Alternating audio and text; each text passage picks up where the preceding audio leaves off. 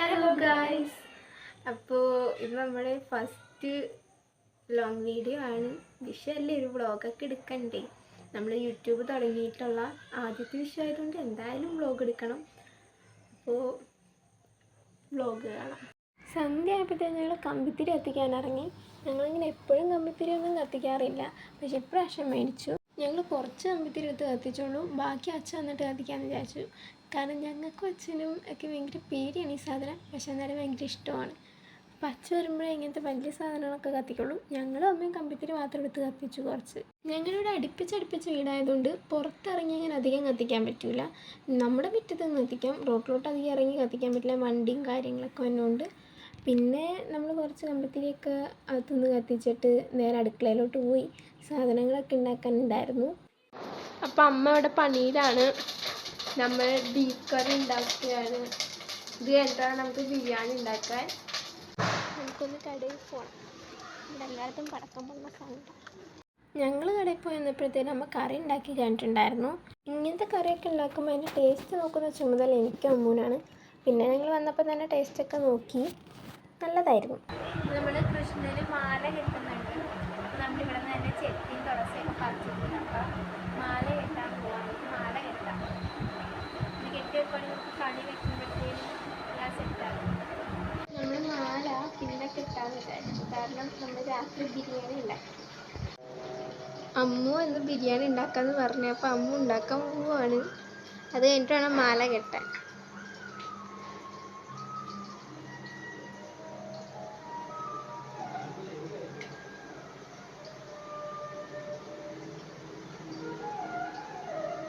നമ്മുടെ ഇവിടെ ഓണത്തിനും സദ്യയും വിഷുവിന് നോൺ വെജാണ് ചെയ്യാറ്. അമ്മേൻ്റെ അവിടെ എന്ന് പറയുന്നത് ഓണത്തിനും വിഷുവിനും സദ്യയായിരിക്കും. നമ്മളങ്ങനെ നല്ല ദിവസങ്ങളിൽ സദ്യയാണ് കൂടുതലും ഉണ്ടാക്കാറ്. വിഷുവിനും സദ്യ ഉണ്ടാക്കാറുണ്ട്. ഇപ്രാവശ്യം നമ്മൾ നോൺ വെജ് ഉണ്ടാക്കാൻ വിചാരിച്ചു. ഇപ്രാവശ്യം നമ്മൾ നോൺ വെജാണ്. അപ്പോൾ രാത്രി ബിരിയാണി വെക്കും, നാളെ സാധാ ചോറായിരിക്കും. വെള്ളം അടുപ്പത്ത് വെച്ചിട്ട് ഞങ്ങൾ കുറച്ച് സിനിമ കാണാനിരുന്നു. അപ്പോഴത്തേനും വെള്ളം തിളച്ചു. പിന്നെ ഞങ്ങൾ അരി ഇടാൻ പോയി. അരി കുതിർക്കാൻ ഇട്ടപ്പോൾ അമ്മൂനോട് അമ്മ പറഞ്ഞതാ മൊത്തം എടുക്കണ്ടെന്ന്. അമ്മു അത് മൊത്തം കുതിർക്കാൻ വെച്ചു. പിന്നെ അളന്നങ്ങ് ഇടേണ്ടി വന്നു. അരി ഇട്ട് ഞങ്ങൾ കിട്ടിയ ഗ്യാപ്പിൽ മാല കോർക്കാൻ പോയി.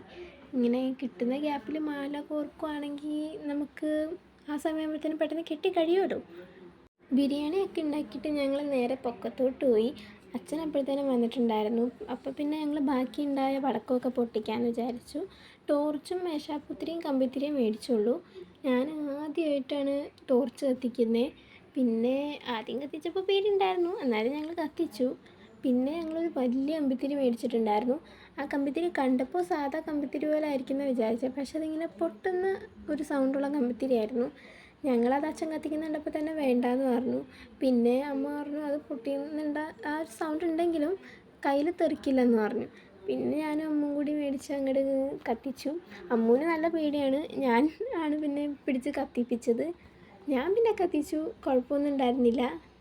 അമ്മയ്ക്കാണെങ്കിൽ പടക്കം മേടിക്കുന്ന പറയാൻ ഭയങ്കര ഉത്സാഹമാണ്. പക്ഷെ മേടിച്ച് കൊണ്ടുവന്ന് കഴിയുമ്പോൾ അത് കത്തുന്ന കാണുമ്പോൾ അമ്മയ്ക്ക് ഭയങ്കര പേടിയാണ്. മേശാപ്പുത്തിരിയൊക്കെ കത്തിച്ചിട്ട് അച്ഛനോട് അവിടെ നിന്ന് നീങ്ങെന്നും പറഞ്ഞ് ബഹളം വയ്ക്കുമായിരുന്നു അമ്മ. പിന്നെ നമ്മളെല്ലാവരും കൂടി കമ്പിത്തിരിയൊക്കെ കത്തിച്ചു. ഭയങ്കര സന്തോഷമായി. നമ്മൾ കുറേ നാളത്തെ ഇങ്ങനെ ഒരുമിച്ച് എന്നെല്ലാം ചെയ്തപ്പോൾ എല്ലാവരുടെയും മുഖത്ത് ആ ഒരു ഹാപ്പിനെസ് ഉണ്ടായിരുന്നു.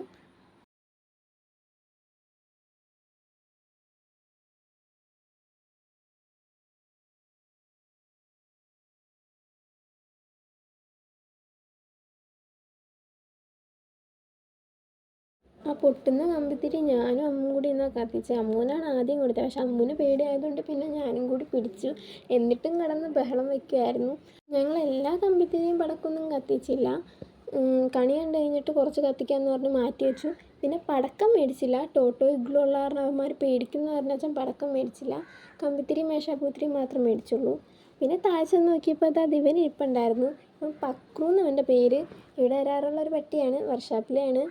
പിന്നെ അതൊക്കെ കഴിഞ്ഞ് ഞങ്ങൾ നേരെ ഫുഡ് കഴിക്കാനിരുന്നു. അമ്മ ഉണ്ടാക്കിയ ബിരിയാണിയും അമ്മേൻ്റെ ബീഫ് കറിയും കൂട്ടി ഫുഡ് കഴിച്ചു.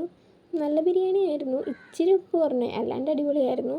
ഞങ്ങൾ വേഗം ഇരുന്നാണ് ഫുഡ് കഴിച്ചത്. കാരണം ഞങ്ങളെല്ലാം കത്തിച്ച് ഫുഡൊക്കെ കഴിച്ച് കഴിഞ്ഞപ്പോഴത്തേനും ഒരു 10-10:30 മണി ആയിട്ടുണ്ടായിരുന്നു. നമുക്ക് കണി ഒരുക്കിയിട്ടുണ്ടായിരുന്നില്ല.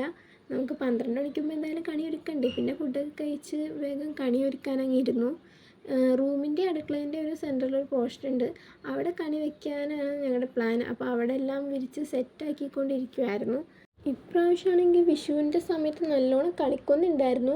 പക്ഷേ ആ വിഷുവിൻ്റെ ഡേറ്റ് എടുത്തപ്പോഴത്തേനും കണിക്കൊന്നയൊക്കെ അത്യാവശ്യം കൊഴിഞ്ഞു വീഴാറായിട്ടുണ്ടായിരുന്നു. പിന്നെ അച്ഛൻ തലേ ദിവസം രാവിലെ വെളുപ്പിന് എവിടെന്നോ ഒരു കണിക്കൊന്ന കുറച്ച് പറിച്ചുകൊണ്ട് വന്നു. അത് കുറച്ചേ കിട്ടിയുള്ളൂ. അത് ഞങ്ങൾ സൂക്ഷിച്ച് അടന്ന് വീഴാണ്ട് ഫ്രിഡ്ജിൽ കയറ്റി വെച്ചു. ഇപ്രാവശ്യമാണെങ്കിൽ ഞങ്ങൾ തനിയാണ് കണി ഒരുക്കാൻ കയറിയത്.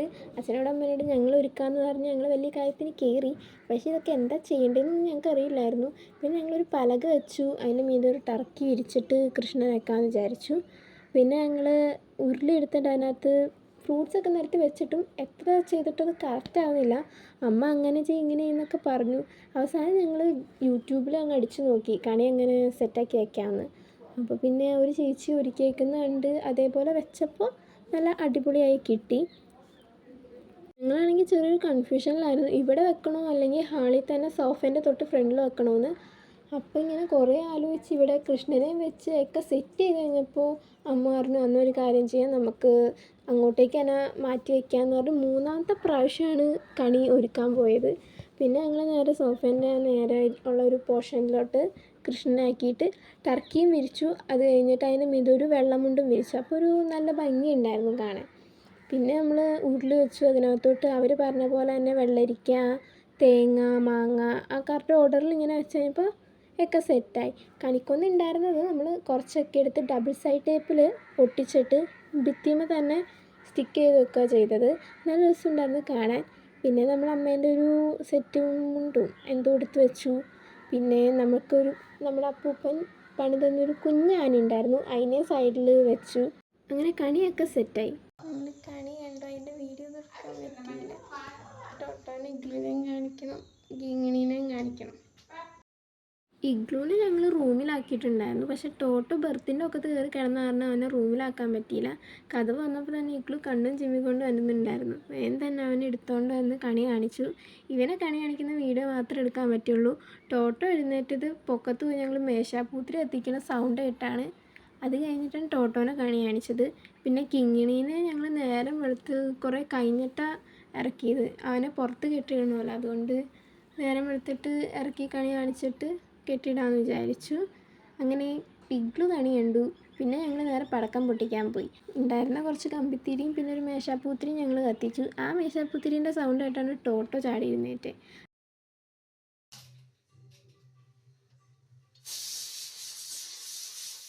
രാവിലെ തന്നെ ഞാനും അച്ഛനും അമ്പലത്തിൽ പോയി. ഞാൻ ഒറ്റയ്ക്ക് പോവില്ല എന്ന് പറഞ്ഞിരിക്കുമായിരുന്നു. പിന്നെ അച്ഛൻ പറഞ്ഞു അച്ഛൻ വരാമെന്ന്. രാവിലെ തന്നെ അമ്പലത്തിൽ പോയി ഞാനും അച്ഛനും.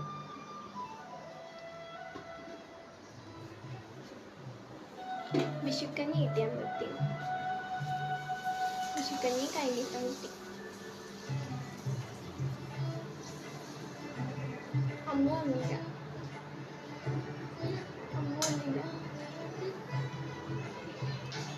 അമ്മൂടെ പപ്പടം നടന്നത്.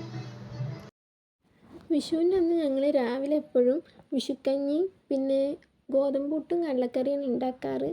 പക്ഷെ ഇപ്രാവശ്യം ഞങ്ങൾ വിഷുക്കഞ്ഞി മാത്രമേ ഉണ്ടാക്കിയുള്ളൂ. അത്രയും കഴിക്കാനുള്ള ഗ്യാപ്പ് ഉണ്ടായിരുന്നുള്ളൂ വയറ്റിൽ.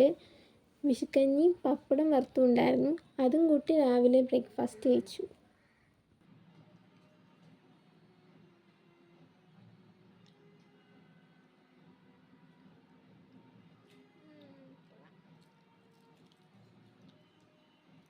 ഇപ്രാവശ്യത്തെ വിഷുവിനെല്ലാം നേരത്തെ റെഡിയായി. സാധാരണ ഞങ്ങൾ വൈകുന്നേരമാണ് പതിവ്.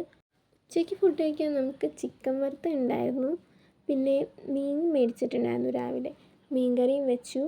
പിന്നെ ഇന്നലത്തെ ബീഫ് കറി കുറച്ചിരിപ്പുണ്ടായി. പിന്നെ ചെമ്മീൻ മേടിച്ചിട്ടുണ്ടായിരുന്നു, അതും അലത്തി. ഞങ്ങൾക്ക് ചെമ്മീൻ ഇങ്ങനെ ഒത്തുന്നത് ഭയങ്കര ഇഷ്ടവും. വേറൊരു കറി ഇല്ലെങ്കിലും അത് മാത്രം കൂട്ടി ഞങ്ങൾ ചോറുന്നു. ഞങ്ങൾ ഒക്കെ കഴിക്കാനിരുന്നു.